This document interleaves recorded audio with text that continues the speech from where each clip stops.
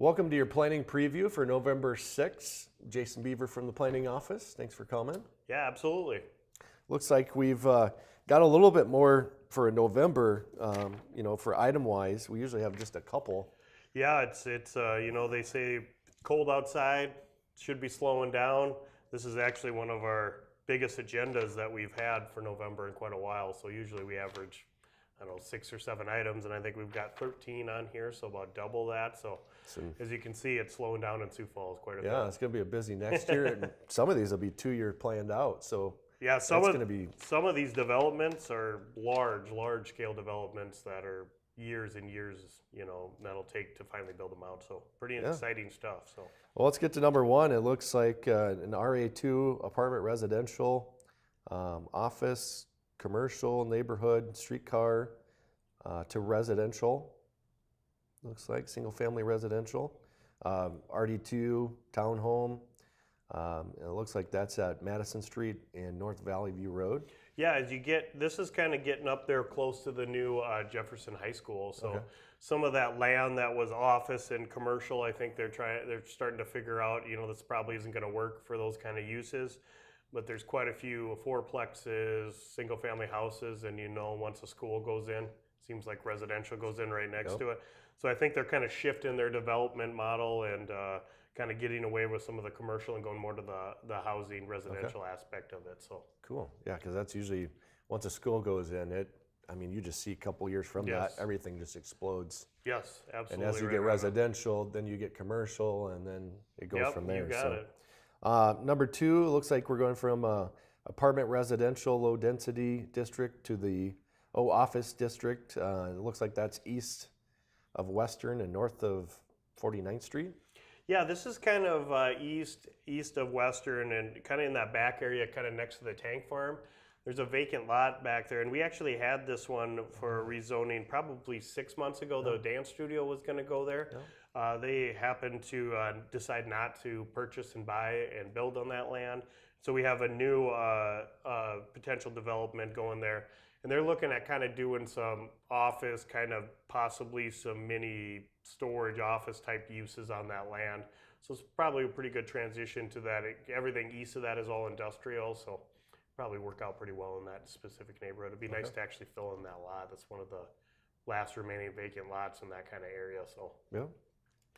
So we got number 3. We go from ag to, it looks like single family townhome, and then apartment residential, and that's West 12th Street and T. Ellis Road? Yeah, this is kind of the southwest corner there. We annexed this in probably 2 or 3 months ago, a large scale development from Doug Allen. This will kind of go from just south of those homes that are outside city limits on the west side of Ellis at front 12th Street, and then pretty much fill in all the way south to 22nd Street. Oh, wow. And this is kind of about that last developable acres over on the west side until we really start upgrading that west side sanitary sewer, which is, in the CIP for the next couple of years. So. Okay. Then it looks like we've got number 4, RD2, Suburban District to the Office District, and that looks like west of Ellis and 41st Street.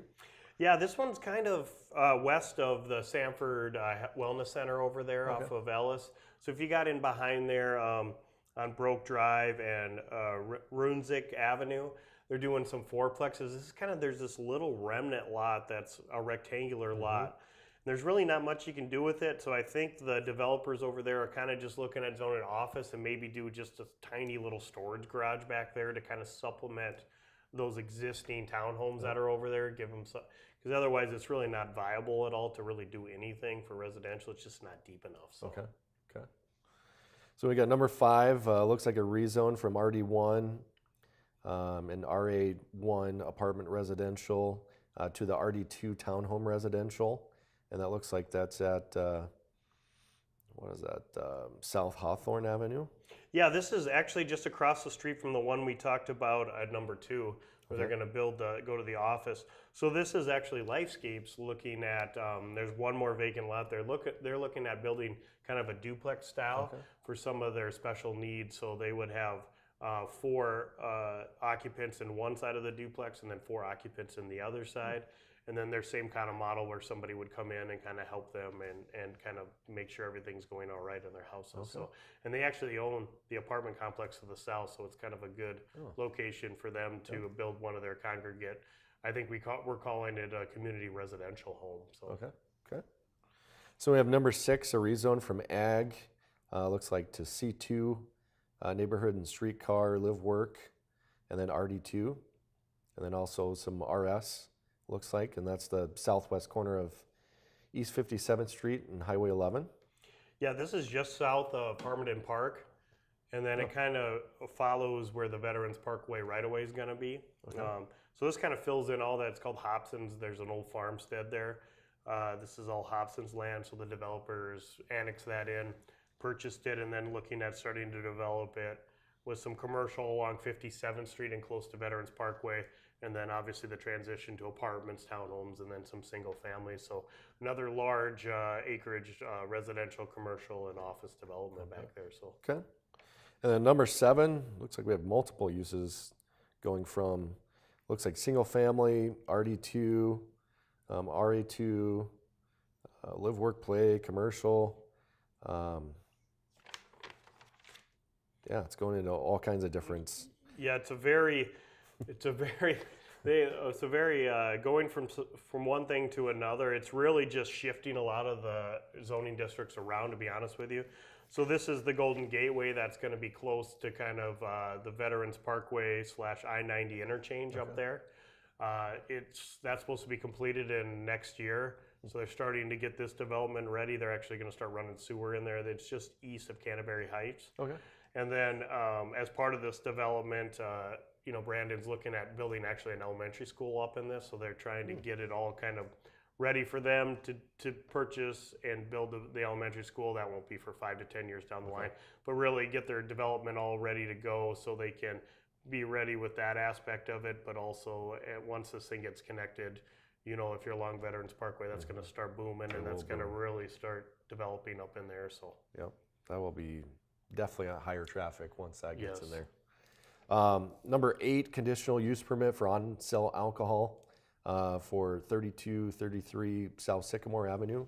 That's what, 41st and Sycamore?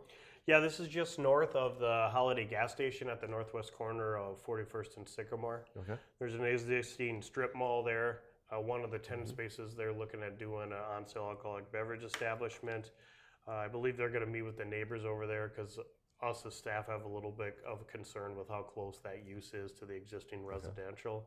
So we want them to work with the neighbors and make sure that they're on board with that and can follow that separation distance where, as you know, with what we dealt with Bob's Cafe, that's kind of a big hot topic. We want to make sure that these commercial uses are separated from the residential and that they feel comfortable that it's an adequate separation for both uses. So. Okay. So we have number 9, a preliminary subdivision plan for Cloverleaf Business Park Addition, located at North Marion Road and looks like South I-90. Yeah, it's just up northwest of the new Walmart. We've had this one on the agenda. It's kind of been deferred. They're continuing to work with the DOT about access and different uses on that. So we have it on the agenda this month, and we'll see if it's something that needs to kind of be withdrawn yet until they get stuff worked out, or if it's something that we're ready to actually move forward with the preliminary plan. So. Okay. So we have number 10, preliminary subdivision plan for Harvest Creek, south of 57th Street and Highway 11. Yeah, this is the one that we discussed with the rezoning just probably about 5 or 6 items before.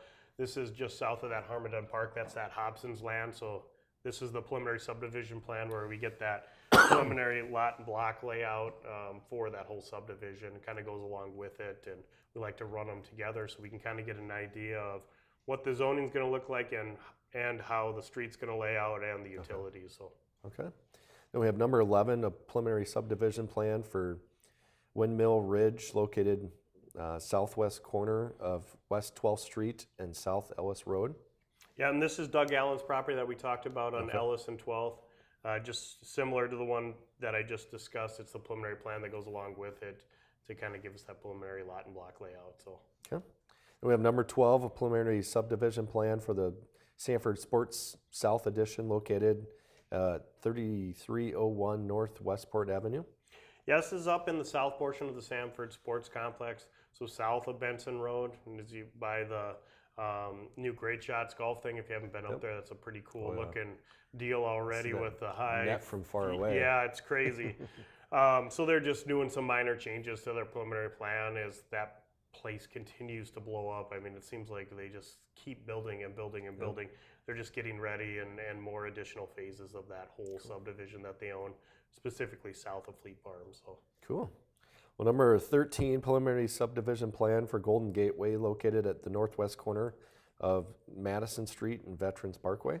yeah, this is the large rezoning that we talked about here at number 7. This preliminary plan just east of Canterbury Heights that goes along with that Golden Gateway. That's up by the I-90 and Veterans Parkway interchange that I indicated should be completed hopefully next year, and you'll see a lot of cars start zooming around that way. So Cool.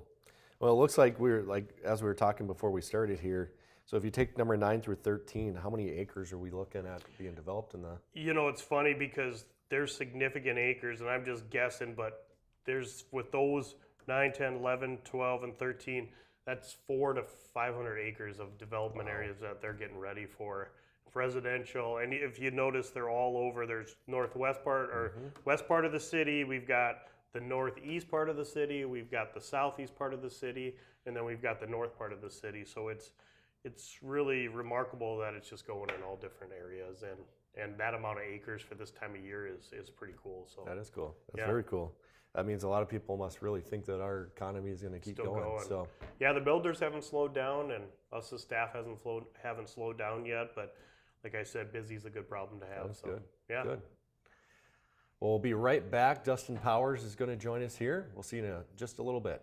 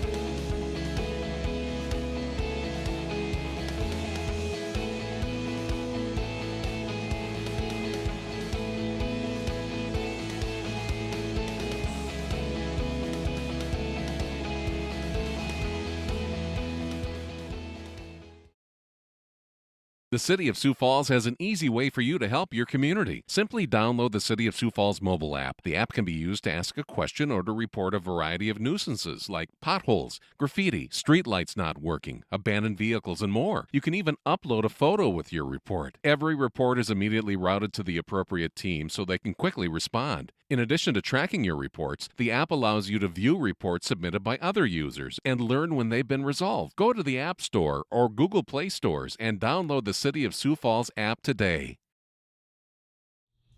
Welcome back to Planning Preview for November 6th. We've got Dustin Powers here to talk a little bit about a new project that's coming up downtown.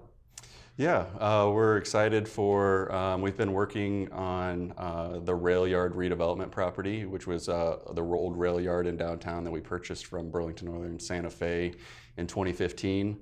And been working on getting redevelopment of that site of 10 plus acres there in kind of the East Bank area of our downtown. And so in 2016, we drafted a redevelopment plan with some consultants out of Omaha to really kind of define what that area should look like. And you know, we're since that time, been working with developers to get a proposal and projects there to kind of complete that vision of that plan. And so we're excited. Just last week, we announced to the council that we're going to be working with a local family here, developer here, Jeff Scherschlicht, and his family on redevelopment of about 4 acres of the property. And the first project of that, kind of splitting it into 2 phases, is a project called Rail Yard Flats. That'll be something we'll be bringing forward for council consideration in the next month or so, to get those agreements approved. Okay. And what is it going to comprise of? Yeah, so Rail Yard Flats itself is really looking at about 2 acres of land that's just on the north side of 8th Street, adjacent to the East Bank Depot building that's currently being remodeled right now by the Howe family. And there's really a kind of coordination between those 2 families to make sure that it's very interactive for the pedestrians and traffic flow through that area. The Rail Yard Flats project is about a 70,000 square foot facility. It'll have about 7,500 square feet of commercial space adjacent to 8th Street, so kind of continuing that commercial corridor along 8th Street. And then behind it, it'll have 42 apartment units, along with some in the building parking, about 42 parking spaces as well, and then some parking around it. Another couple cool things with that, again, the coordination with the Howe family, they've created kind of a pedestrian corridor or courtyard between the 2 buildings, so kind of a narrow area that they'll use a lot of landscaping. They've worked with Sculpture Walk to bring some sculptures in there, so it'll be a very interactive walkway for pedestrians. And then on the actually very east side of the property, adjacent to the active rail line still, will be a bike trail loop that we're going to be working on through the entire 10 acres eventually. So again, really trying to promote connectivity north and south through that East Bank area. And that was really called out in the rail yard redevelopment plan that we established, and we're trying to make sure that that vision comes through. So what's the kind of the time frame? I know a lot of people have really wondered what's going on there because there really hasn't been a lot of activity. It sounds like it'll happen pretty quick. Yeah, so there's kind of, again, like I talked about, there's 2 phases. So first, we have to bring the agreements forward to council, and that'll be happening in November for their consideration. And then bringing those forward, we're going to have kind of, there is 4 acres there. The first 2 acres, which is for Rail Yard Flats, we would be looking at a purchase agreement which would sell them the property yet this year, by the end of the year, and then they would start next spring construction. So again, looking at trying to probably get opening in 2020, early 2021 for that facility. The second part, the second 2 acres that we're looking at doing is really giving them an option. So we're working on getting an option approved by council that would give them kind of 2 years to bring a project together. And so Jeff Scherschlicht and his family over the years have talked a lot about Sharapa 2.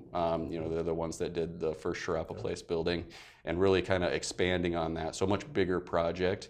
And so looking to give them a couple years to kind of really vet that project and get you know, some tenants lined up and some other partners lined up to make a much larger vision happen on that second phase of the project.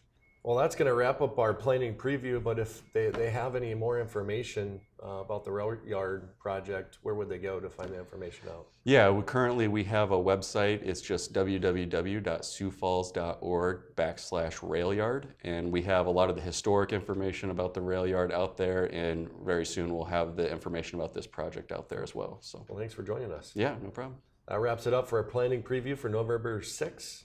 Thank you.